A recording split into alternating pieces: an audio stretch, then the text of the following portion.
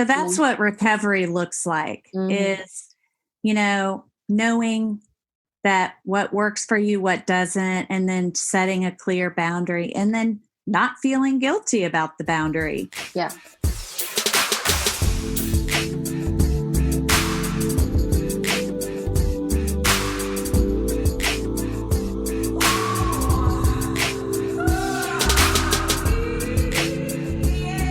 Welcome back. We are on today with my guest Shannon Higgins on the Too Old for This Shit podcast. I'm Angie S, the founder of angies.com. That's angie-s.com. Link in the show notes. Well, I'm a health coach. So if you want to work with me, you can get in touch via the website or email me directly at hello@angie-s.com.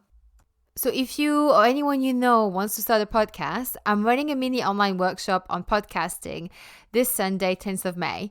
Replay will be available for those who register. And to do that, just go to angie-s.com/podcasting-taster-session. The link is in the show notes. So just go in there, click on it or copy and paste in your browser and it'll take you there. So this is what's going to happen in this mini workshop is that one, you'll know how to get all of your podcasting equipment and software, the same that I use, and they total less than £100. Plus, I'll also tell you the one thing that no one tells you about how to recover lost recordings. Hint, it's never lost. Not if you do it the way that I show you. 3, how to start your recordings. Hint, the simple step no one told me, and I mean blogs, YouTube tutorials, paid tutorials, sound engineers, you name it. It will save you hours of headache in post-production, okay? And the fourth and the last thing that I'll show you on this mini workshop is what you need to send your guests before the recording so that the sound is as good as can be, okay? My guests love this bit and they have gone on to use this for their own podcast. It's simple, but you need this. It will save you time, money, and sweat in post-production, okay? And hint, I was many recordings in before I realized most of those, okay? So that's what I'll be showing you. And it's basically for people who want to have, to interview guests, want to know your podcast and want the sound to be on point. And it's donation based. So you give whatever you can or want. I just want to be able to help as many as possible during these times. Also during the call on the 10th of May, you'll be able to ask me your questions directly regarding podcasting. But all the details on the website, just go to the link. It's in the show notes. And yeah, I'm super excited if any of you wants to do it. And it'll be lovely to actually meet you. So I hope I'll see you there. I'm just really excited to share this with you. So, a quick warning, this can be a triggering episode. Today is the third and last part of a mini-series on gaslighting, narcissism, and hidden abuse. To round up this series, today we talk about the recovery and how to trust again. It has been such a pleasure for me to have Shannon on the show to explain this easily misunderstood topic. And I include myself in that because there was a lot I didn't know until she came on the show. So it's been really helpful to have her on. So without further ado, let's begin. Welcome back, Shannon. Thank you, Angie. I'm so glad to be here.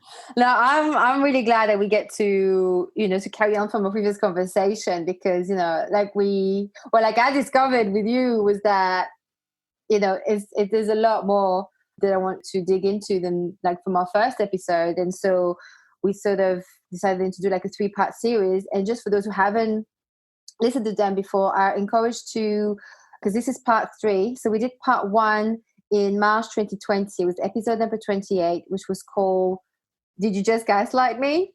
And that's when we went over what exactly gaslighting is versus a benign misunderstanding and being emotionally immature.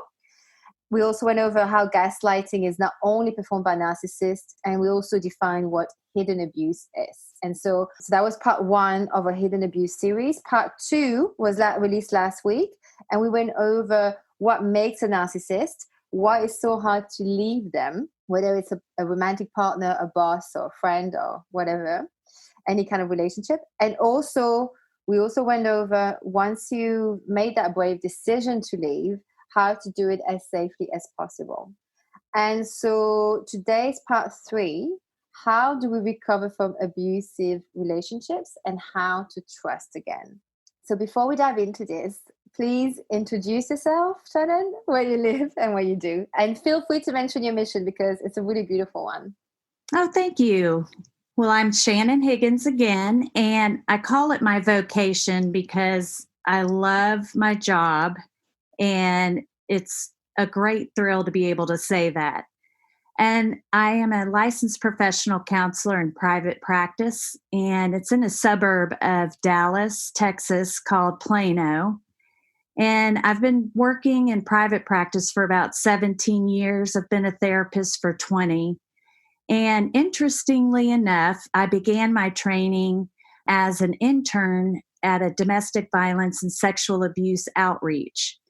And that was pretty, tough to be immersed in that with little skill. Yeah. And then as, pretty seasoned therapist, I ended up in a narcissistic abusive relationship. And I really didn't know what hit me. And it was absolutely a spinning kind of experience. Once I got out of that relationship, I decided I was going to just, go on a crusade to educate others about it. I thought, oh my gosh, I'm going to have to quit my job because if I didn't see it, what am I doing? And then another colleague of mine, when I finally opened up, she had said that she had too. So we, partnered up and decided that we needed to educate mental health professionals because both of us had been to several who actually victimized us again. And so we knew that needed to take place, but also wanting to educate and counsel men and women who are in the situations and also to do recovery work for those who are out of the situation. Yeah.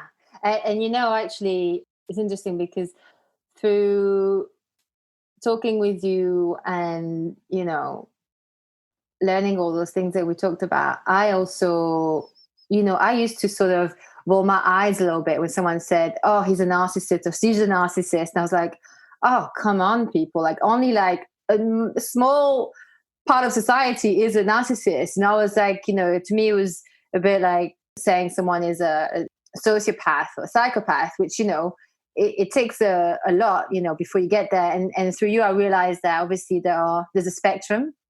Mm-hmm. And there's the healthy in one end, and there's the really malignant in one end. In the other end, like a serial killer kind of like really malignant. But then there's the middle, which is can still be highly destructive. And so it is a narcissist. And I remember now, even I think it was in the first episode, I read out a submission from a listener, and I was just like, in my mind, I was like, okay, like she's exaggerating.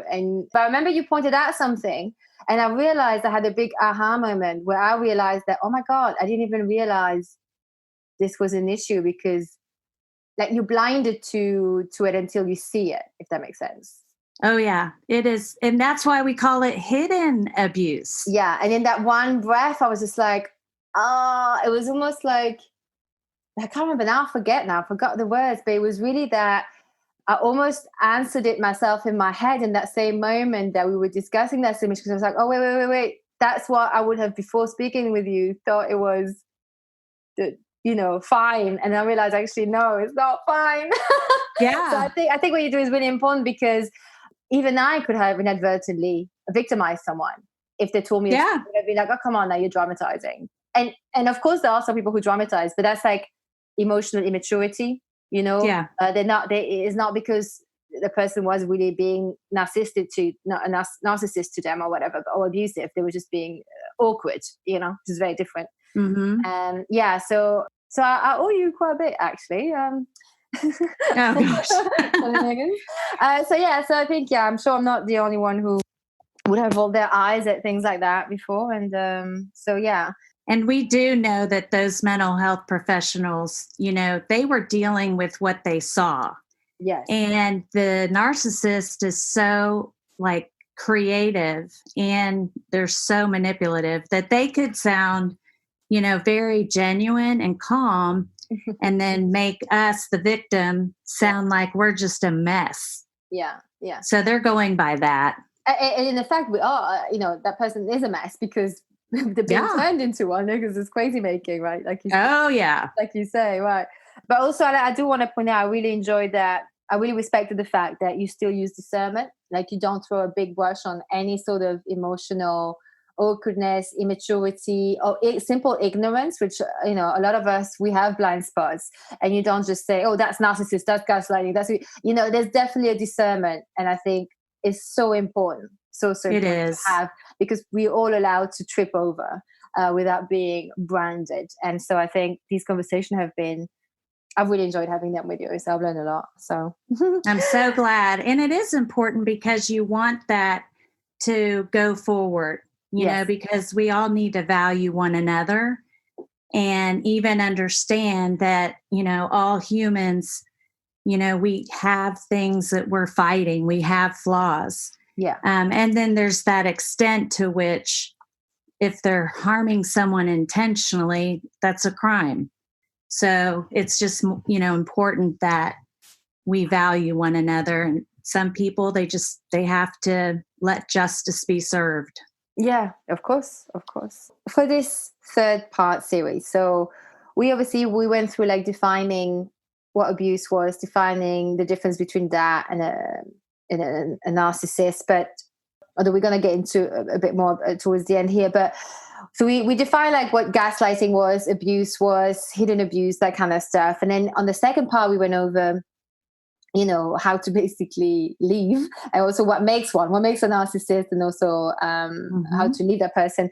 And so now we're at this phase where that person's left. Okay, they've left, they've planned out their exit strategy. They, hopefully make sure that they were safe when they did that. And so now they're away from that relationship.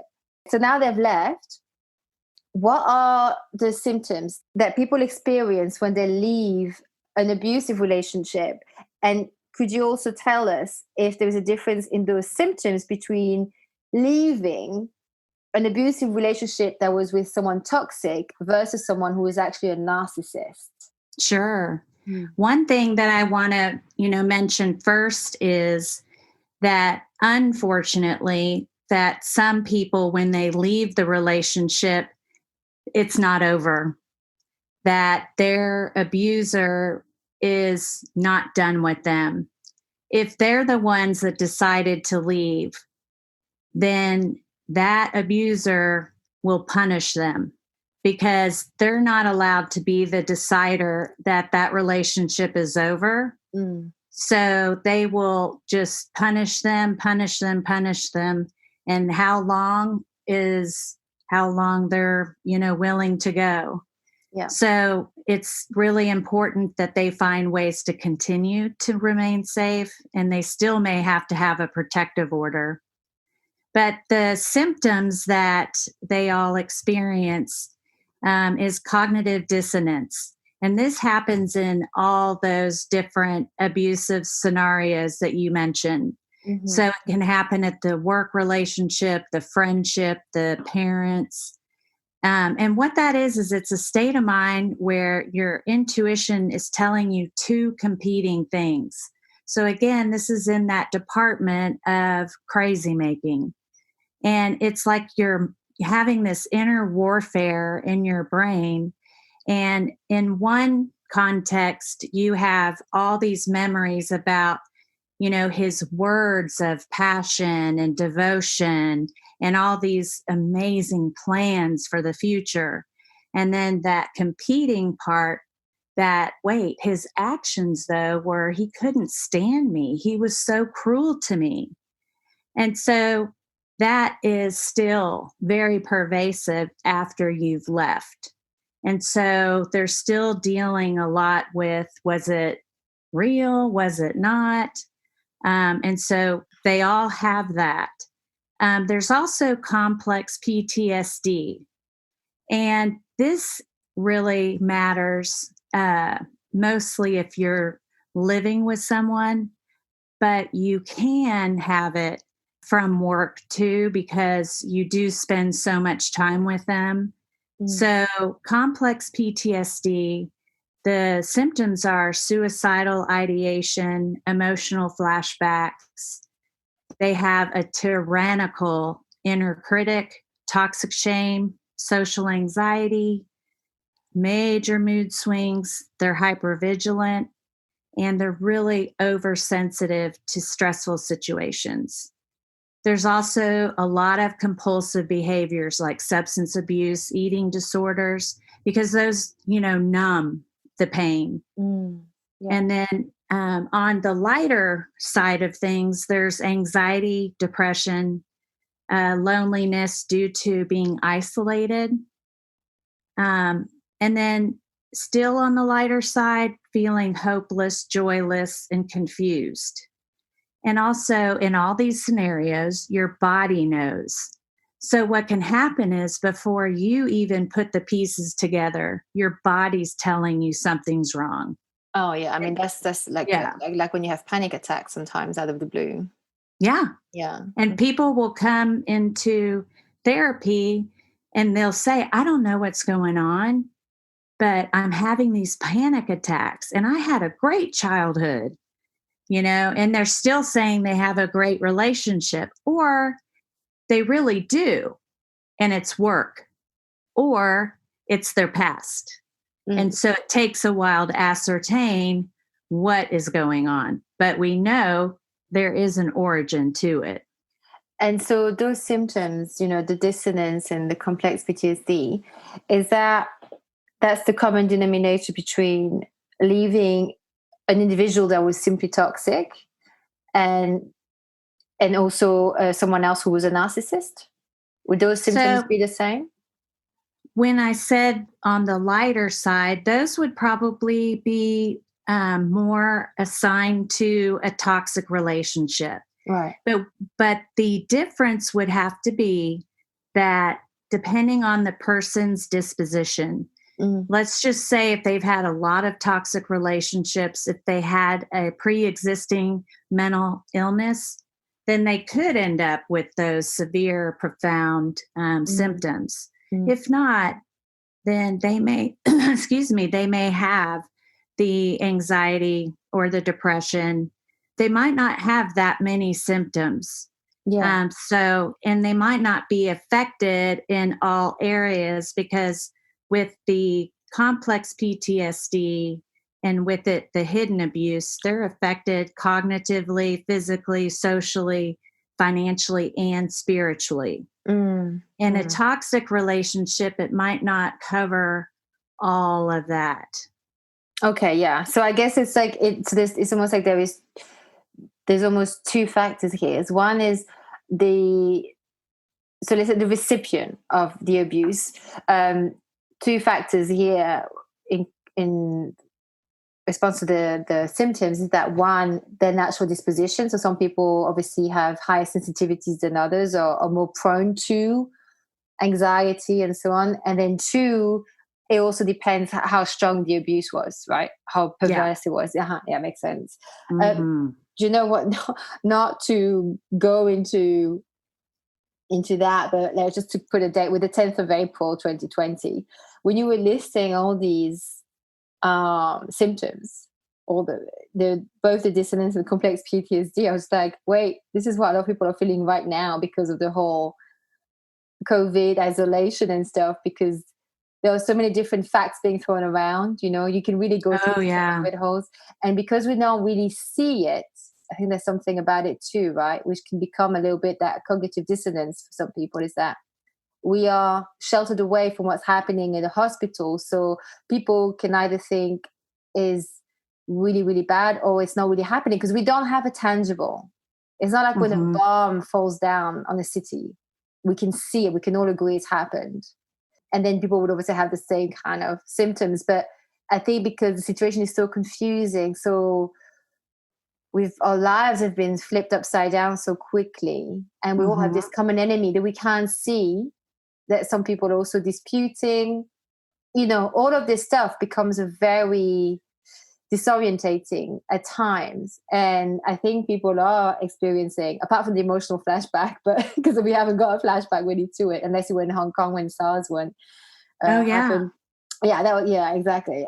But so, a lot of people feeling anxiety, depression, mood swings, intuition telling them two things, because you could be watching at two different types of data. different news channels will tell you different things, you know? So it is like, but obviously this will pass. But I think like someone who's obviously had been at the hands of narcissism and a toxic relation, and and then also someone who just, and then hidden abuse, that will go on, that could have gone on for years. And so that's obviously a whole different bag to open. But you know what? That is a brilliant point to make, because this is something, if people aren't experiencing it now, they will. So let's say, for example, when the stay at home is lifted, when people start to return to quote unquote the new normal, they will probably start exhibiting some of those symptoms because it's not the same. And so there will be some hypervigilance because the fear of getting the virus, the fear of your family getting the virus, your friends getting the virus. And so that hypervigilance alone can cause really elevated anxiety, if not panic attacks. So some people are actually having nightmares and insomnia. And so that will alone ripple into other issues like chronic health issues. So the body, again, is going to be communicating to everybody if it hasn't already. Oh, the body always knows. Always knows. And two things with what you just said was, like you said, some people, they may experience this at a later date, right? Because it's stored somewhere in your body. So obviously I don't wish it for people to wait to happen later, but let's say if it does happen, and there's quite a likelihood, because it's such an unusual situation, that this is why I take a very high dislike when I hear, and I've heard this on, I guess, quote unquote influencers and other people who are speaking within, like, famous people within like relationship advice. So any kind of like people who have, someone else was like there was another podcast, which I actually don't really love, but the host there, they were basically bashing people who were handling the situation so differently to them, saying they were lacking in empathy and living in denial, and then saying other things that were, they were sort of destroying their characters a little bit and naming them. Some of them were, and I was like, yeah, exactly. And I was just like, and at the same time, they were like, we don't want to bash them. We don't want to start. And I'm like, but you are. And two, you have no idea why someone reacts the way they do. You have no idea what's going on in their lives. You have no idea what their belief system is. And the fact that you do not understand why that person seems so happy, carefree, blah, blah, blah, blah. Everyone's doing the best they can. And it doesn't mean they won't feel this later, or they may not feel it later, but you shouldn't be wishing them to be full of anxiety, or, because I go through ups and downs too. I have times where I am completely fine. I'm very hopeful, not scared of the virus. And then obviously sometimes I absorb anxiety around, or I get a notification in the news and I'm like, oh, I wish I hadn't read that now. And then another part of me is angry because I'm like, they were just throwing out data without comparison of like to likes that don't, per million of, for example, death rates per million of people. What other conditions did they come in? Were they already hospitalized for other things? There's obviously a lot of other things. And obviously I don't want to be triggering people, but like there's so many things that are being thrown around. And this is why I think it gets so confusing, because you can literally go from one day to the next, going from one extreme to the other of how you feel about the situation and what you believe about it. And this is why I don't like anyone. It'll be different if someone was going around with the virus kissing everybody. I'll be like, okay, who the fuck is this person? Let's put them like somewhere. Where's the police? We need a name. I need a name. And we don't want to promote that. We just want to promote health and solutions. Yeah. And so keep all that negativity away. Right? Yeah. Because that's not going, because when we're solutions oriented, then people are going to actually have more benefit because we're automatic negative thinkers to begin with. And so it takes more repetition of the positive for it to have any kind of benefit. So if people are going to make judgments and, spread negativity, unfortunately, that can cause a rash of harm. It can, because also their words, it is listened by millions of people, literally. And they don't know, first of all, their words, how much it may hurt that person they've just named. Like, even if it was just said one-on-one.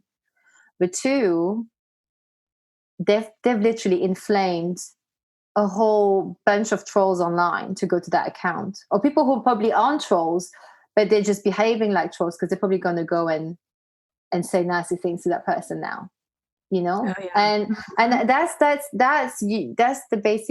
them causing harm. That's not them being, they think they're being all, they're on a moral high ground and judging. And don't get me wrong, I judge too, but when you're judging like that and you don't name someone like that, that's, keep it to yourself.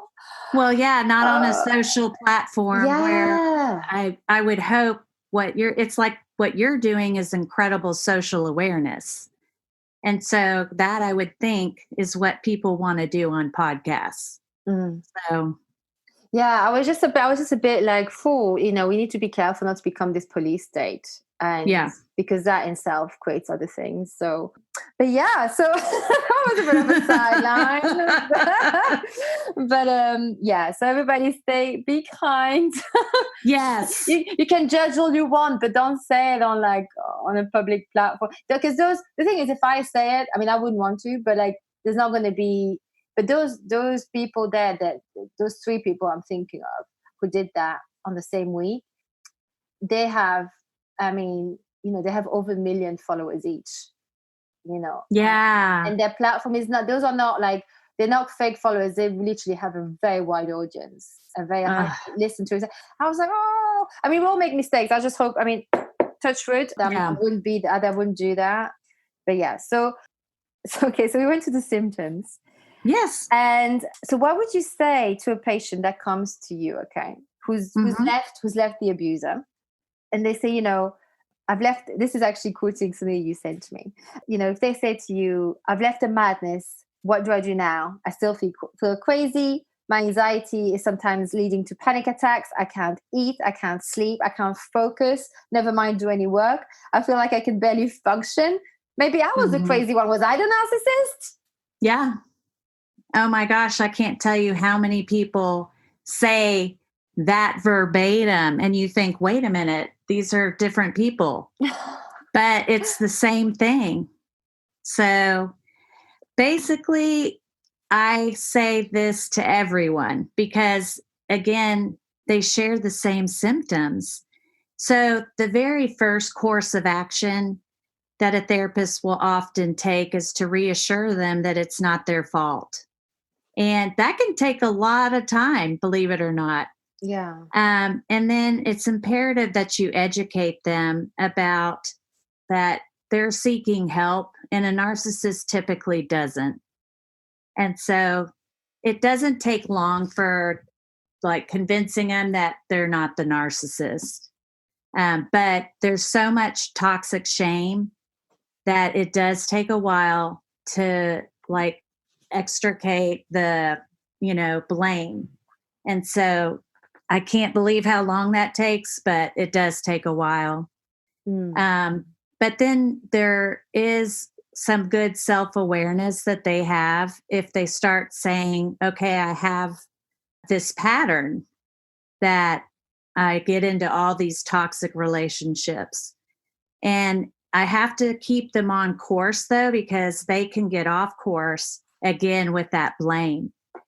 And so it's better to let them know, you know what, we'll talk about that later, because they're already still just steeping in that shame, in that blame.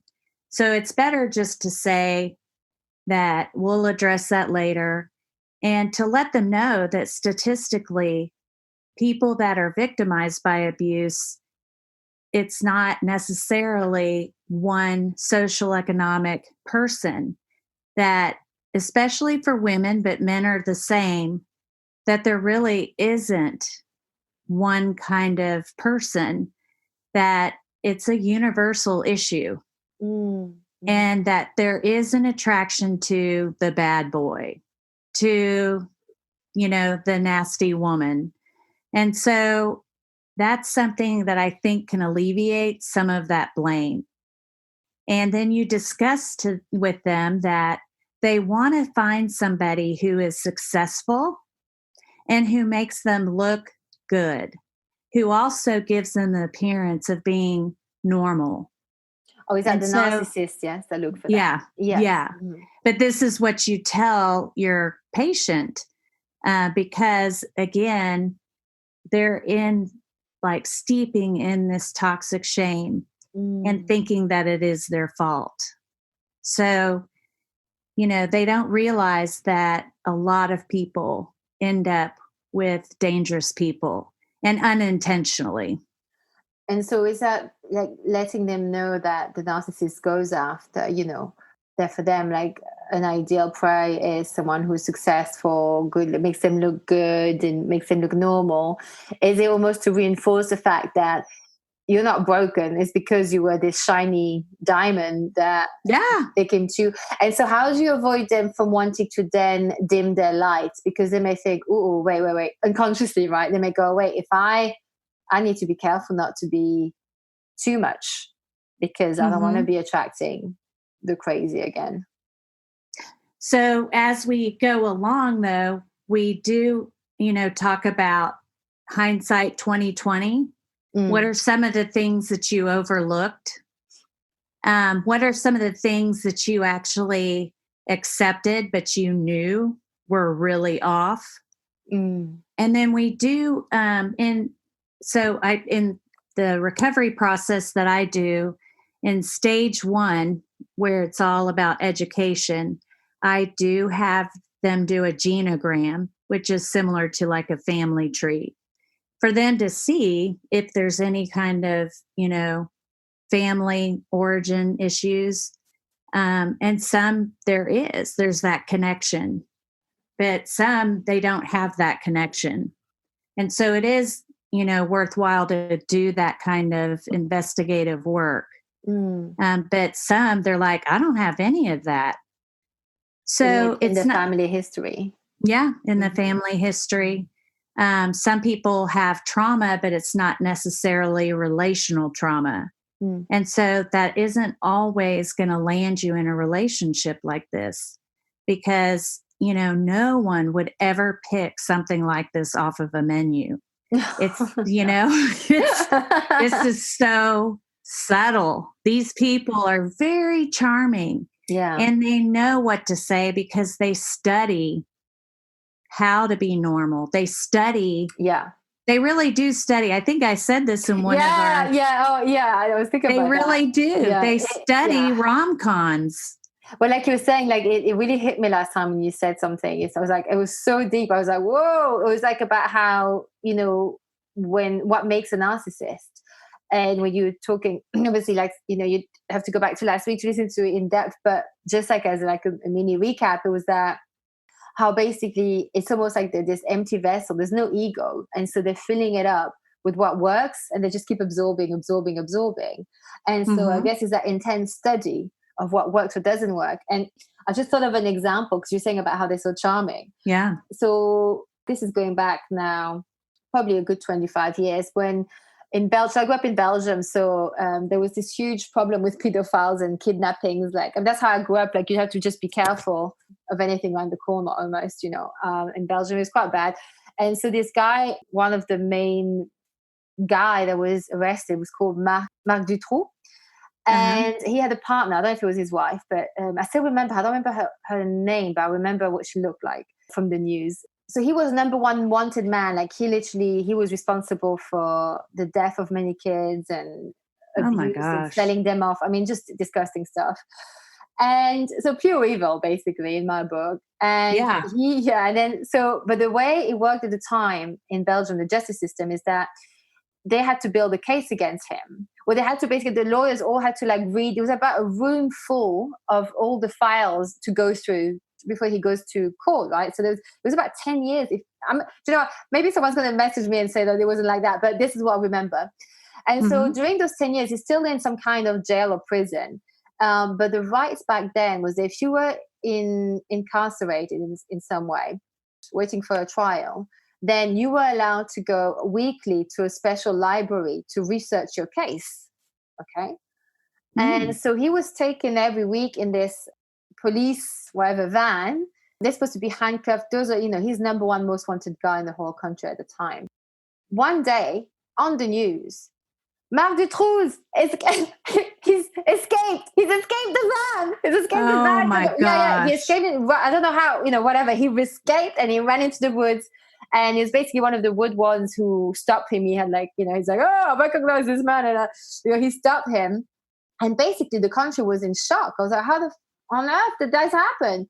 And what they realized was that he charmed his way so badly. So strongly that the jail wardens, or you call them, looking after him in a way, almost forget what he was. Yeah. And trusted him, and he wasn't even handcuffed anymore, something like that. And that's how he managed to escape. I don't know if they stopped for toilet break. I don't even know how it happened, but somehow he escaped. And ever since then, they just rotated his security. Because oh my gosh, I fully believe that. Oh yeah, exactly. And they used to say there was so many times he almost got caught before, but he was so charming. That's how he lured the kids in as well, by the way. Oh yeah, he was so charming, and you need to be to do evil acts. You have to lure your prey in. And so yeah, it is that you can even know someone is bad, but if they play their cards right, that's how far it goes. And these guys, if they work in jails, they've been around the block. He got to them, and I remember that was like, wow, that's frightening. Yeah, it truly is. It all goes to sort of say that it doesn't have to necessarily be if someone's come out of the narcissistic abuse or the abusive relationship. It doesn't always mean that they were particularly broken, or that they weren't smart, or they weren't, wholesome people. It can happen, like you said, to the best of us. Oh my gosh, yeah, because just how you were describing him. And that is why they decided to define this so differently, because how slick and slimy they are, and that it's hidden. And so, people will always say while they're in recovery, what the hell happened? They're constantly asking for quite some time, trying to figure out what happened. So it is that, invasive and pervasive and insidious. It sounds like a hypnosis almost, It is. In fact, you can use the same recovery that you use to help someone from a cult deprogram. Oh, yeah. Yeah. Oh, because that's obviously because brainwashing is. Oh, yeah. I mean, that's a much more profound, system that they use, but it's not that much different. So is it more profound because there are so many people in on it almost, like because everyone's like you have to not fight one person, it's not one employer, it's not one boyfriend, is you have a whole community that you have to argue against. It becomes impossible. Yes, and that makes it very profound. Whoa. I mean, I must feel like it's one thing understanding that one person intentionally did all these things to you, but that the whole community acted so, and actually a lot of them is unconscious because they're just so brainwashed anyway when it's a cult, but there are so many people in a way because they really turn on you if you leave, right, on these cults. And so it's a betrayal on so many levels. You have who you called family, who you were so close to, they've turned on you now. And you got to the real outside of the cult and no one understands you because it's so crazy. Right. You must feel so alone when it's that. Very. And like you said, people don't understand you. Yeah. And so that deprogramming is so necessary. And it is a slow process. Yeah, it sounds very, it's always like when people come back for more, like no one gets them, no one can understand what they went through. Mm-hmm. Yeah. It can be very lonely. Very lonely, yeah. And so let me have a look. We've been sidetracking a lot. Sorry. Don't apologize. This is how, that's the thing. What I want with this podcast is I want it to feel like a conversation at the kitchen table that people are listening in on. Yeah. You can't control what how a way is going to go. So actually, yeah, this is what, because I was just looking through my questions because we've covered quite some of them already. And I guess you kind of pointed it out already a little bit with trying to bring that self-awareness to your patients. Does self-forgiveness play also a role in recovery? And how so, if it does? Absolutely. Again, and this goes back to, it's interesting because it's part of the beginning of recovery and it's also the end of recovery. Because the toxic shame is so pervasive. It is so important to do self-forgiveness because many women, they just still carry that. There's quite a bit of residue of the shame. And those that have a family, they also carry a tremendous amount of guilt of how it may have affected the rest of their family. And often, they're isolated from loved ones. And so when they're out of the relationship, they feel very responsible for the impact that it may have had on their, friends, their job performance. So it has this domino effect that gives them tremendous amount of guilt. So any trauma recovery does involve self-forgiveness, self-compassion, and that is quite the marathon. And, people would think that wouldn't be so difficult to do. But in this situation, it is because, again, you're trying to deprogram however long they were in that relationship because they were day in and day out stripped of their identity, stripped of their esteem, their concept. And so that's what you're up against. So it does take their full time in recovery to help them get that back. And some women really felt like they didn't have it before the relationship. And so that's a real big part of the last stage of recovery. You said they didn't have what at the beginning, or even at the beginning before the relationship? A sense of self. Oh, okay. Yeah. Mm-hmm. Mm-hmm. Mm-hmm. And so that's part of that self-forgiveness process is, like, who am I? And, why did I do this? And how did I get involved? And it's still all my fault, and I see it all the time, even in the women that I've worked with for 2 years plus. And so, and I don't get frustrated because I get it. And some, they really do lose relationships with their kids. So it is quite the process for them to be able to forgive themselves. Why do they lose relationship with their kids? So because it's easier to align with the perpetrator or the abuser. Oh, okay. And sometimes it's because of money. And sometimes it's because the target or the victim is asking for emotional support. And that seems a lot harder. And so people will more often align with the abuser. And so that's how they lose the relationship with the kids. That's and interesting. They have to choose because the abuser makes them choose. There's no, you can have a relationship with your, mom or dad too. It's, you've got to choose because they're so controlling. And they've turned that partner into a mush, into a puddle. And I guess it makes sense that they'd want to make sure the kids, for example, stay with them, because obviously it's all about how they look. Yes, exactly. Mm-hmm. And that does make them look like she or he, the victim, was the cause. So it only, reinforces their false narrative. Mm-hmm. Yeah. A lot to think about. I know. Yeah, let's think about.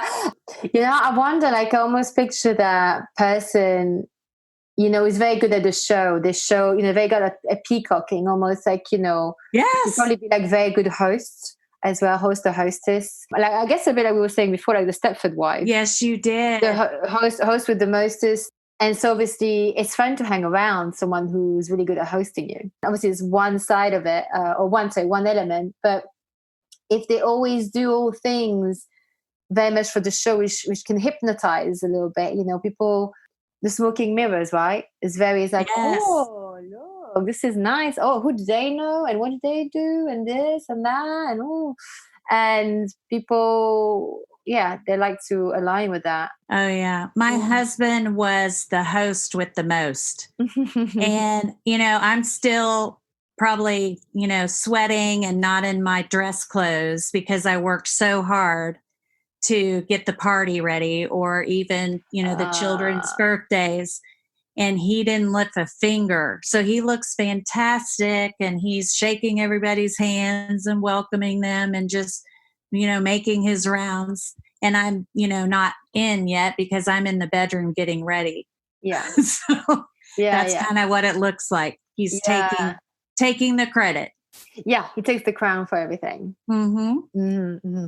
So actually, after going through this ordeal, how do we go back to trust another person again? Which you kind of touched on a little bit in terms of, obviously that hindsight 2020. Mm-hmm. What did you miss? But I was just thinking, I just want to take pause and sort of like, because obviously, I know that for you, obviously, you've had a lot more demands because of the situation with isolation. So things like domestic abuse and, child abuse is all on the rise at the moment because of the isolation. So I guess it intensifies, everything. So is there something that you can say to, let's say, a man or a woman is now in isolation with their abuser? Yeah. So if it's an emotional abuser, how, because now we know there isn't really a particular end date. I mean, most places maybe end of May 2020 that we have to be on lockdown. So yeah, what would you say to someone who's listening who may be in a situation like this? There actually is help even now. Like, all the domestic violence shelters are still taking people. Oh, good. Okay. And so they're making all the necessary precautions. And so that service has not ended due to the COVID virus because it's on the rise. Mm-hmm. And so even for child protective services, and that is international. Okay. And yeah, so it is of key importance to save lives because ultimately domestic violence can kill. Yeah. So yeah, there are definitely people going out. There's services that are run by volunteers also who do go pick up the victim. And if it's their whole family, it doesn't matter how many people need to basically evacuate the situation. And so I always try to, let people know that there is help no matter what. I mean, a tornado, hurricane, there's always help. So to never think that they can't access any kind of assistance because it's always going to be there. And so, because I'm just thinking, obviously if it's physical abuse, it's almost kind of like you can sort of see it. And I'm almost picturing that those helplines are for that. Like if it's someone who is with a narcissist who doesn't hit them, but there's all the emotional crazy making, emotional abuse. Mm-hmm. Are there helplines for those situations? Can they evacuate? They can, because they are trained to know that this is a form of abuse, mm-hmm. and they understand that all abuse escalates. So even this form of abuse can eventually become physical and then even fatal. So they're very trained to understand this and know that this person is, going to be in potential danger. So that's a very fortunate thing. Yeah.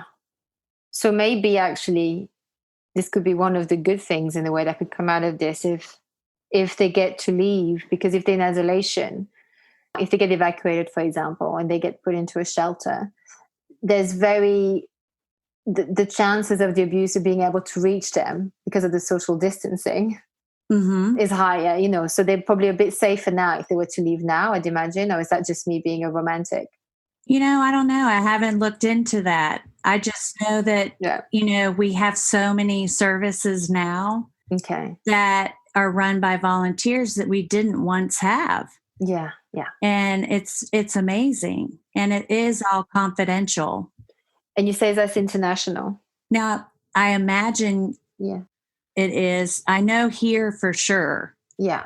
But if it's here, it's over there too. Yeah. It's definitely worth looking into it if anyone who's listening, and to look. I guess what would you Google? You say like shelter for domestic abuse. I would definitely look up domestic violence hotline because they're going to have all the resources, and so they will have everything from safety planning to how do I leave. And then they would even have all the different, shelters. If they don't have it on their website, you can call them, because what they also do is they connect you with the services in your area. Okay. Oh, that's good to know. Thank you for that. Mm-hmm. So to go back to where we left off, so someone's left this ordeal. How do you go back into trusting another person again? You mentioned like the hindsight 2020, which I guess that also plays into it, and the self-forgiveness. But how do we really trust someone again after going through that? So a lot of my clients say this is when I go frou-frou. But when you do the self-compassion work, what happens is there becomes a lot of capability of joy and then unconditional love. And so what can happen is that there is more of an open mind to other perspectives.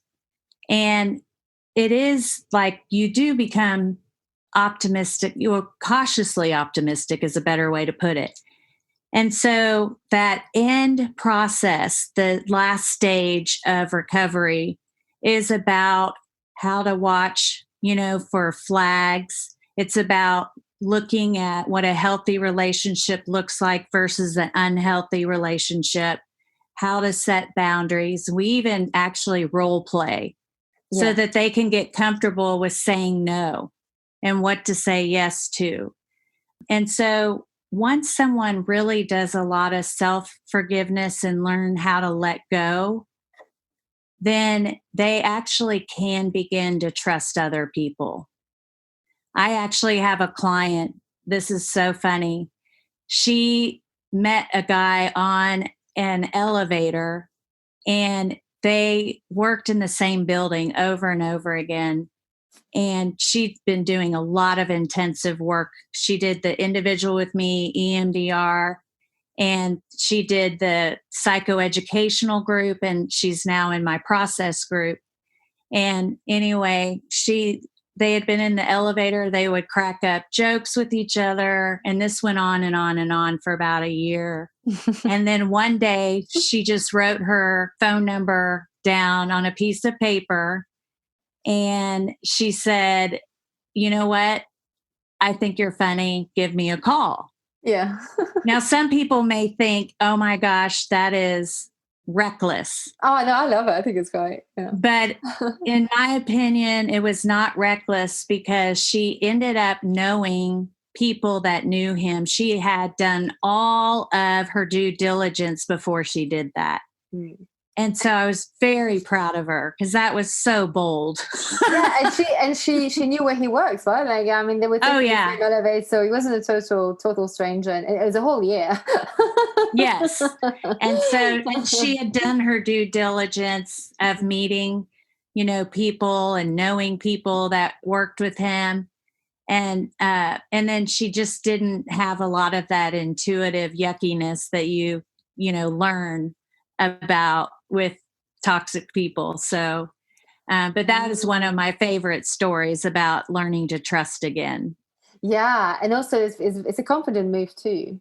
Yes. You I would say like you less likely to mess with someone like that who just goes, "Hey, I think you're funny. Here's my number." She's confident. It's a good sign. And I think, yeah, you mentioned about the intuition yuckiness. So is that one of the red flags that people learn to sort of discern between their own malaise, their own triggers and own issues, and then what someone else is giving off? Yeah. There is this something's off feeling. And what happens is that a lot of people will overlook it, men and women, because the other things might be so appealing. Yeah. And you really shouldn't overlook that, because that is your intuition saying caution. Yeah. And also, if they do have mental disorders, that's a no, especially if your history is that you've had a lot of toxic relationships. Because I'm not saying that having a mental illness means you can't date. What I'm saying is, for people who've had a history of toxic relationships and they're trying to learn how to trust again, they need to have the most nebulous partner ever. So that's why I think it would be better for them to, kind of screen somebody and make sure that they're very mentally stable. What's a nebulous partner? Just very stable, that they're self-aware, that, they're very humble, they're willing to get help if they need to get help, that, they aren't somebody who is bipolar untreated. Yeah. Yeah. Some people will say, oh, he's bipolar, she's bipolar. And, sometimes she takes her medicine and sometimes she doesn't. And I'm like, oh, no, no, no, no, no. That's not going to be really good for you. Yeah. I think as well, I guess it's like what you're saying is that if they do have some sort of, mental health issue going on, are they taking responsibility for it? If they're not, then obviously that's not good for most people. But if they are taking responsibility and doing their work and going to treatment or whatever it is that they need to be doing because they want to feel good, because they want to feel healthy, then that's a different scenario altogether. Oh yes. Mm-hmm. Absolutely. Yeah. I think so. I think if someone can take responsibility and say, hey, I've got bipolar, I've got this, that's fine. It's just how they talk about it and how they approach it. I think that's what the difference is, because effectively, even someone who is, well, quote unquote, mental health is like a healthy, has a healthy mental health, they can, like situations like now, it could tip them over. Yeah. So it's like there's no guarantee, but it's like, how do they approach things, Yeah. Do they have, a long-term therapist? And someone with bipolar disorder should. Mm-hmm. They should, be able to say, my therapist, Shannon, I've been working with her for 2 years. Yeah. Because bipolar disorder is cyclical. And so the medications get to a point where they don't work anymore. So that's kind of what someone would want to hear from that partner. Yeah. And so is there a point where you've recovered? Is there a point where you're like, yeah, I am never going to feel attracted to someone who's that toxic anymore? Exactly. And in fact, the story that I just told you of my client that took his number. Yeah. They had a great, fun dating relationship for about 3 months. And then I think that he was dating someone else. I don't remember what the situation was, but she didn't like it. And she said she knew she deserved better. Mm-hmm. And so she decided that it wasn't working for her. So she broke up with him. Mm-hmm. Mm-hmm. And while that may sound very typical to other people, when you have been in an abusive relationship back to back to back to back, your opinion and your feelings and your words never mattered. And so for her to have a voice and to know, like, I matter, and to make a stance and a stand for that was monumental. Mm-hmm.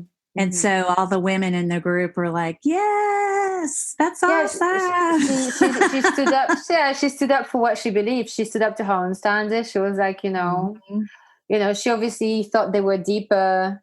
She thought, she had hoped that they were deeper in a relationship than for him to still be dating or dating other people. Mm-hmm. And she was like, no, I'm out.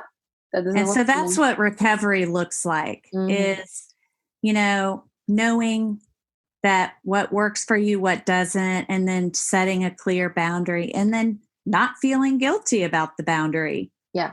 It's being able to say no, basically. Yes. Yeah. And then they away. have this freedom about them.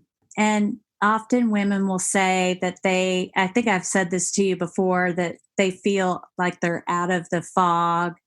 Or Katy Perry did that video with her song Wide Awake. I haven't seen that. Oh my gosh. I think all of you, like your listeners and you, should watch it. That video is very symbolic of going through an abusive relationship and coming out of an abusive relationship. And then the title being Wide Awake. That is the end of the recovery process. You feel so awake, and you feel like you're thriving now. Yeah. Yeah. Oh, that's good. Okay, that's good. That's really good. And so, the next bit I wanted to talk about is when, you've left the relationship and the other person tries to claw back in. And something that you called hovering, I think. Hoovering, like the vacuum cleaner. Oh, is that I thought it was hovering like a helicopter. That's what I thought. Oh no, it's like it's the vacuum cleaner, because they try to suck you back in. Oh yeah. So I was just wondering, like, how do you tell how do your clients make sure they don't fall back into the trap? Because I'm sure when they try and claw back in, they're being all very milk and honey and promise they're gonna change. So one, like, why do they claw back in? And two, how do you not let yourself being lured back in, even when you still haven't recovered? So, like, how do you deal with that? That is so good. I'm glad you asked that, because this is such a critical part of recovery. The narcissist is addicted to their target, because remember what you said earlier, that they're like an empty person looking to morph into the other person for that ego. And so that's why they're addicted to their target. They feel like they have no existence without a partner. And so that's why their hoovering is so desperate. That's why they also want to punish when their target leaves them. And so you also want to let your client know that the hoovering is about that. It's not about love. It's not about anything that they're saying. And to pay attention about words not matching actions. And so I always have my clients write down all the abusive things that they did in the relationship, because chemically, the reason why they have such a hard time going no contact is because they too have a trauma bond, and it's a chemical reaction. Whenever they come in contact with them, because they're addicted to the love bombing, the hoovering. And so that is also why it's so hard for them to combat the hoovering. And so it's also something that therapist has to be very patient with, because you just can't tell her, stop, because that would be very counterproductive. You have to really coach her, coach him, and let them know that there's stages of change. And you just really, have them dig down and remember that most of the time is abusive. Yeah. And very little time is the love bombing, and it's really dangling a carrot. And, that doesn't serve your dignity very well. No. And so you just want to draw that picture for them. And I think it's great that, you ask them to write it down, because that is something that, because like you said, chemically and your hormones and what all the stuff will make you forget. A bit like when you first fall in love, you don't see any of the red flags because you can't almost. Right. And so there, they're still in that stage where their mind isn't working in the way they can see clearly, I think, just due to how stress impacts our mind so much. And so if they have it written down, oh yeah, this, I think it also sounds very much like a predator to prey symbiosis, because they're both of each other. They both fulfill a role for each other. Yes. After a while, right? So, and I think if you can almost say to yourself, he's not, or she doesn't love me. They just like to toy. They just want this toy. They want to toy with me, and I'm not a toy. Right. This isn't, as much as I love them and miss them and I want to hold them, I want them to love me for that 1 second that they can. It's just not worth all of the abuse, Mm-hmm. But that's easier said than done, obviously. But yeah. But it's better to be said than not. And so we, as therapists, we don't hold back, so we will use that terminology, that the only way to, get over this relationship is to do the no contact, to block, to delete. Yeah. I know that can't be done when there's a family, but there are ways to minimize contact. Yeah, you could have a mediator if someone else is willing to step in. That's obviously a tough job as well, but to step in between that. But to have someone that all the communication goes through, a bit when people have lawyers, talk to my lawyer, talk to my mediator. It's almost that approach. You may still have, assets together, and you may still have children, but I think when it comes to that point, preservation is more important, because you don't want to be losing your kids if they manage to put you into such a mush, like you're saying earlier. I mean, that's terrible. Yeah. And so you just show them, the tactics that they're using, like the gaslighting, the fog, fear, obligation, guilt, the emotional, blackmail. And you actually have them, recall the events that they're doing this. And then they really see that this is what's going on. And then you tell them, love does not hurt like this. So, marriage is hard, relationships are hard, but they're not hard all the time. You can have fun and joy, but this is hard all the time. Yeah. Yeah. And if it has you on edge all the time as well, because that's what it would do. So I'm a little bit, a part of me is a bit scared to go to this next bit, but after we're going to this next bit, and then we'll finish up on a positive note, I promise. Is that I've been wondering, because obviously this is not to condone any abusive behavior, but I guess it's just trying to understand a bit more what some people may, and I guess it's going to be a minority here. Maybe some of the mentality of maybe some people who go through this over and over, and I just wonder if on some level. This is going a bit dark, but on some level, if maybe some individuals, and again, not to condone abusive behavior in any way, but if some individuals in some way have a deep desire to be toyed with, and the reason why I'm saying this, I'm asking this question, is because I remember this was a few years ago. I read this article about this man, I think it was in Germany. He got arrested, and he got arrested because he didn't realize that he was communicating online with an undercover cop. And he was on this website for, and this is dark, cannibals, right? He was basically recruiting a victim, and the victims were volunteering. And so this was an undercover cop. And so that's how they caught the guy, because they'd made an appointment of where to meet. Yeah, exactly. It's very dark. And so that guy got arrested, but it doesn't mean that he didn't have other victims. Okay. So this is obviously very, really dark. And I was just wondering if there is something where, and this is not going to be by any amount, the majority of any of your clients is going to be like a very, if any, but I wonder if, like in that scenario, if it's a thing that some people maybe have such an obsession, regardless to how detrimental it is, to be entirely devoured, for lack of another word. For some, it would be their body, like in the example, and for others, it would be their soul, almost like a fantasy for total annihilation. How do I say that? Total annihilation.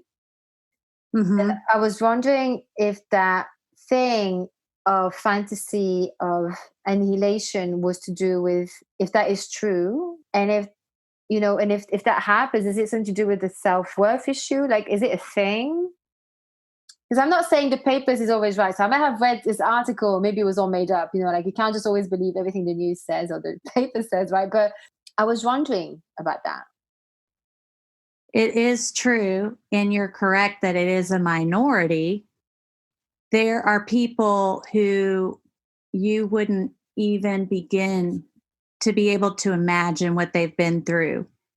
And it's like terrorism and torture to the nth degree. And those people usually are the ones who would volunteer for something like that they do believe that they deserve to be in an abusive relationship. So they stay, and that, you know, they do get some pleasure from it. And they would much rather prefer that than anything else. And so, yeah, it usually is somebody that's all that they know. And at some point, it became pleasurable. Because there is a tolerance for pain and there's a tolerance for pleasure. And so somehow in all of that very, very profound abuse beyond what's imaginable, those two things cross. And so that's where I think too, we have sadism and masochism, and there's a point at which it becomes disordered. And that's just when it, you know, interrupts your daily living. And so when people have that as a sense of pleasure, and it's very harmful to yourself and to others, that's when it is a major problem. Yeah. And so I guess just like as a discernment, we're not, I mean, I guess when you say like masochism, sadism, we're not talking about a bit of kinky sex, like a bit of spanking and that kind of stuff. We're talking, We're talking when it becomes like disturbing your daily life. Yes. Okay. So it can. That's okay. Wow. Whew. Okay. Yeah. And I mean, we do have a hospital here in Denton, Texas, which is further north. We have Dr. Colin Ross, who is world famous for his work with cases like that. And I mean, world famous. People come from all over the world to work with him because he actually works with dissociative identity disorder. Oh, I interviewed someone with that. Did you? Yeah, with the pilot season. It was fun. Honestly, yeah. Okay, go on. Yes, no, it was, yeah. So he would be more likely to run into somebody like that. I have yet to. I do have a lot of people that believe that they deserved that. And it's hard to get them to change their mind. But as far as deriving pleasure from it, I haven't experienced that yet. Well, I mean, obviously, dissociative identity disorder doesn't mean they're automatically going down that road. But I guess, like you're saying, he's working with the cases that I guess a lot of therapists aren't working with. Because I know DID is not something that most people want to work with. Right. I mean, Yeah, and he yeah, yeah. does have a team that wants to, that Exactly, right. are very, very skilled and trained. And so, like, I've been there several times because he does allow us to go and have like a professional workshop there. Mm-hmm. And so I find it to be quite necessary for what I do. Yeah. And so I really keep up with his trauma model. Yeah, because I guess it's almost like it's good to know when the line is crossing, right? Yes. Oh, Because yeah. you can have someone who's gone through 10 years of toxic, abusive marriage, but then you can have someone else who walk in and they literally, like, like we were saying now, volunteering themselves up for annihilation. How do you pronounce it? But I can never say it. Oh, I say annihilation, but I'm the Thank you. Texan, remember? I love the Texas drawl. So annihilation. What did you say? I say annihilation. Annihilation. Yeah, but I Annihilation. That mean, sounds good. I destroy words. I really do. Even my fellow Texans laugh at how I pronounce things. So I love it. I love it. I love how it sounds. I just love Texas. I just love how it sounds. I just love it. Like I say iron. What do you say? Oh, but I can't even say ours in English. So iron. Okay. I can't say ours. It's like, yeah. There was loads of things I couldn't say as a kid. Like when there was a couple of consonants in a row, I had to go like to speech therapy for a little bit. It wasn't strong, but it was just like noticeable. So I went to speech therapy for a bit. But ours in English, forget it. And I guess I could if I made an effort. Oh, what? No. So yeah, that was me trying to do an R. It came out completely different. Yeah. So yeah. Mm-hmm. But yeah. I mean, I have tried. I know I can when I try, but it's different. R in English is different from French. I can say the French one. So Okay. Romeo, Rodolphe, Russie. Well, I can say R's, but not the English ones. That's so funny. It's a different way of using your mouth. Yeah. I mean, that's why I completely destroy things with the way I, pronounce things. I love how you talk. So to me, that's soothing. I like it. So okay. So finishing up, like, as I hope, like I promise, like on a more positive note. I know you mentioned you had one of your client with the number in the elevator, and then she also had a good boundary and walked away. Do you have some happy stories you'd like to share with us of someone who went through the hard and then found happiness, whether it's being with like a healthy partner or nurturing healthier and more meaningful friendships or finding a new vocation? Do you have like some examples like you could just give us to leave on on a hopeful, joyful note? Absolutely. When you asked that question, a client of mine just popped in my head immediately. And it was an interesting case. And I promise I'm not going to keep it too long, but her family came to me specifically for family therapy. And it just so happened that her husband had an affair. And I was very direct with him that, I can't get the family to be cohesive unless you directively help and finish that affair.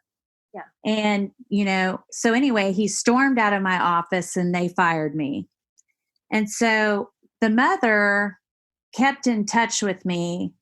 And I think it was just because I had a good hold on what was going on with the family. Was it the mother of the guy or the woman? I'm sorry, it's the mother of the children, but the wife of of the cheese. And yes, yeah. And so she had me work with her daughters, and so along the way, as I was working with the daughters, they had anxiety disorders. And so I was even getting a better hold on what was happening in the home. Then the girls graduated from high school and I didn't see them because they went out of state.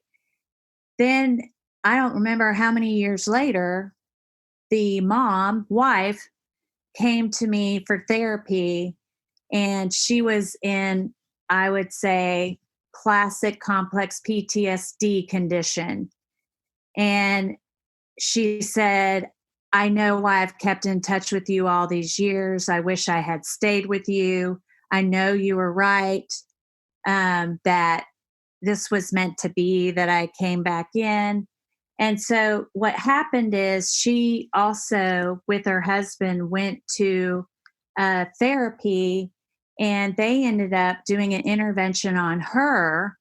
And at this point, he had already done some serial infidelity, like left and right. Why did you do an Also, intervention on her when he's the one cheating? I don't understand. because of her bipolar disorder. And I knew she didn't have it. I knew it was complex PTSD. And the way they did it, again, was just so harmful.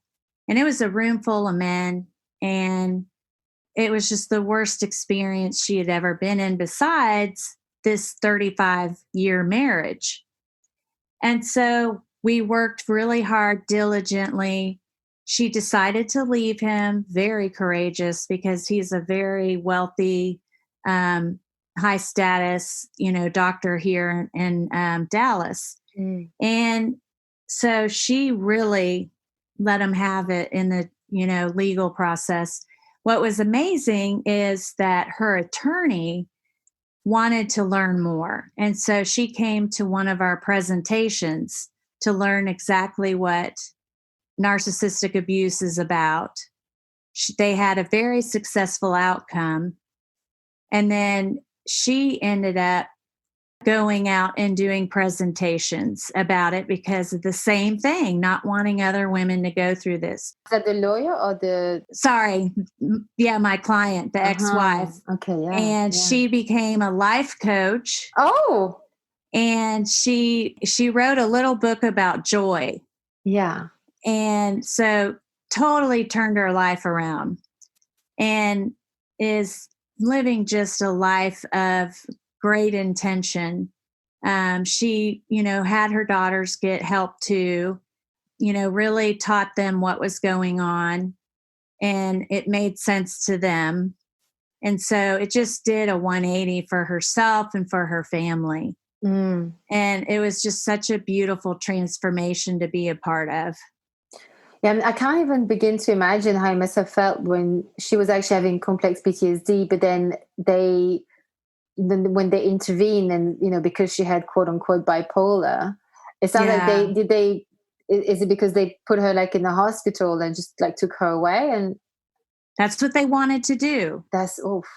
And 10 men, I mean, that alone, I wouldn't even be comfortable having 10 men in my flat, like at any one time. Was so imagine them coming like against you. Yeah, I mean, that's another trauma right there. And I mean, his symptoms were so blatant. And so for them to, avoid that and then shift the blame over on her. And it was clearly that these symptoms were a result of his behavior. But I can also imagine that if he was quite a powerful, it sounds like he was quite a powerful, rich guy. And in Texas, you can wear guns, right? I think. Yeah. Right. So that's double story, right? It's like he's got money, and he's got money for the bullets. And Angie, they have a ranch too. Obviously. So yeah. Is there another story you wanted to share? I would have to say that another success story would just be, again, it's not always about leaving. Some people do choose to stay. And a lot of people may think, that's insane. Why would you do that? And everybody has their reasons. And so it's not our place to judge, just like, you had mentioned earlier. And you really want to honor their reasons because they are the one that has to live with their decision. And so one of my clients has decided to stay with her husband.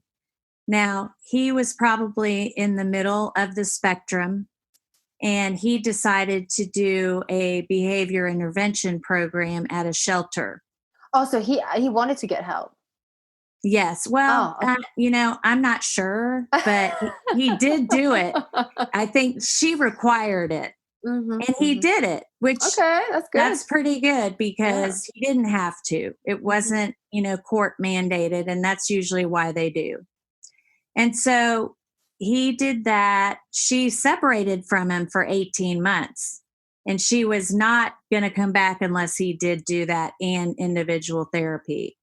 So she laid down like the rules. This is what's going to happen if we're going to continue our marriage. They have adult children.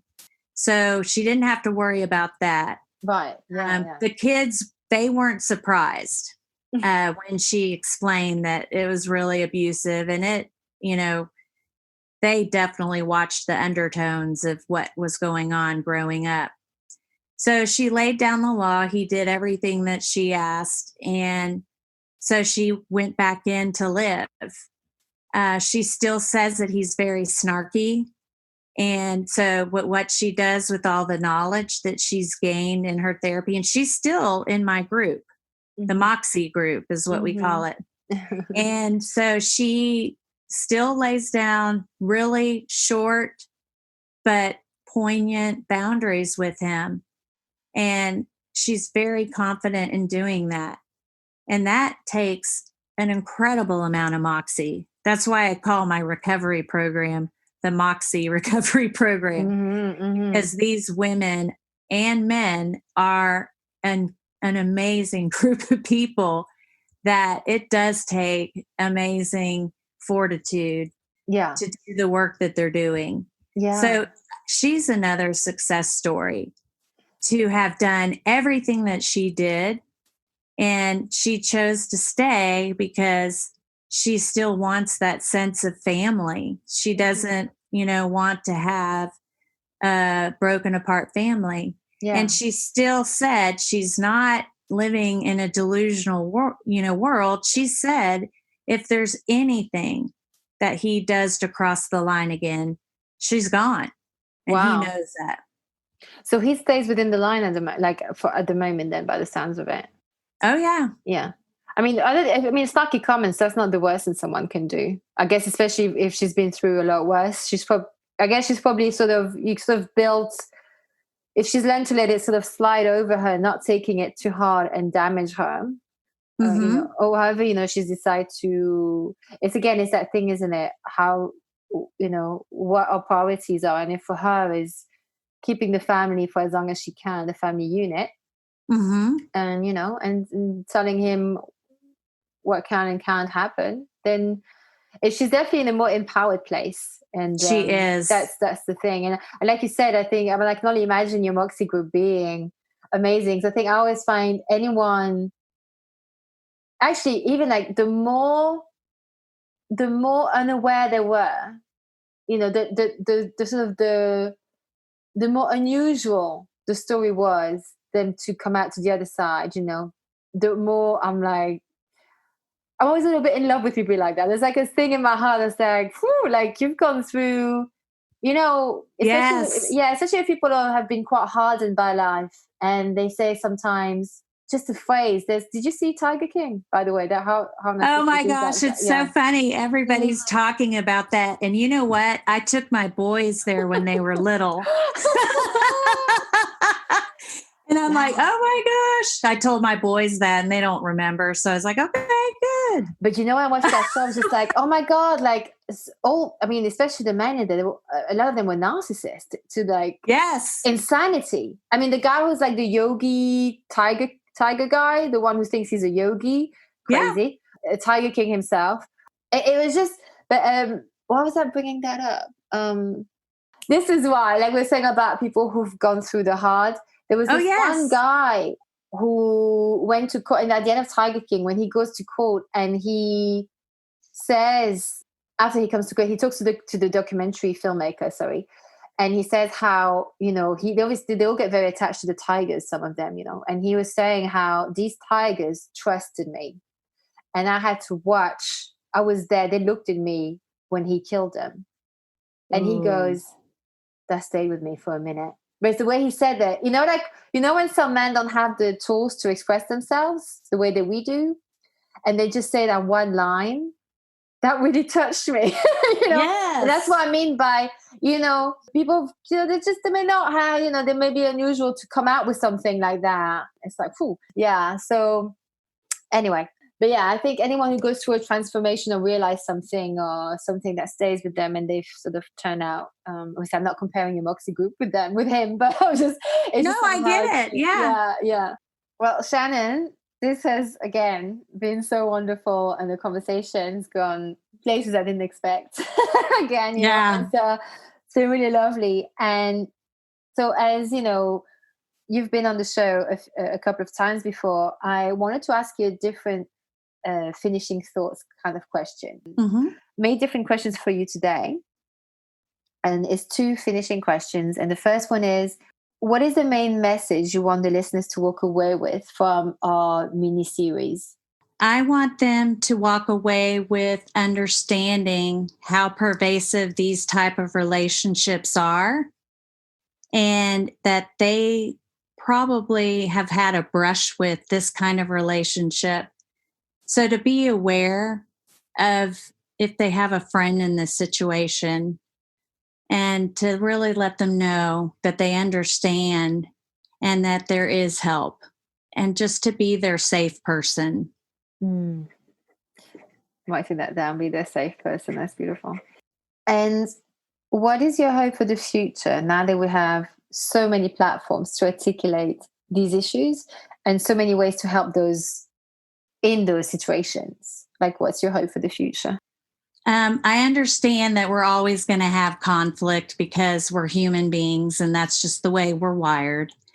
But my hope for the future is that there's going to be a lot of, like you, Angie, doing this kind of, social awareness and bring these things to light as often as possible.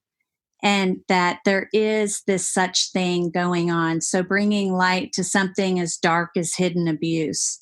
So that the more that people understand these tactics, the less that those people can, try to do those mind games. Yeah. So that is my hope.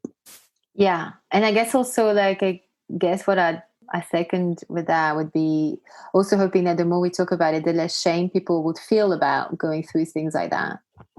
Yeah. And I also say that with the women and the men, that I always want them in their recovery to grow into the person they've always been. And people are like, wait, grow into the person they've always been, because everybody is always whole and complete. I don't believe they're broken.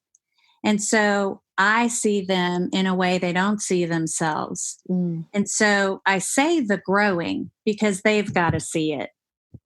And so they know that they need to grow. But their value and their worth has always been there. No one can take that away from them. Yeah. Oh, and that is, I love that you said that, actually. I'm really glad that you say that because it's true. We are already whole. We have to go back to ourselves, really. And so, Shannon, please remind us where people can find you. Oh, sure. So on my website, they can connect with me through my telehealth. And so that is unlockingfortitude.com. And my email is lpc.shannonhiggins@gmail.com. So that can be, a place for some queries. And then my Instagram, that's on my website also. And that is Shannon Higgins LPC. So everything is on my website. And obviously on there, like you said, they'll be able to access how to be in touch with you long distance for consultations and that stuff. Yeah. Perfect. Well, thank you so much again, Shannon. This has been just amazing. Mm-hmm. Oh, thank you.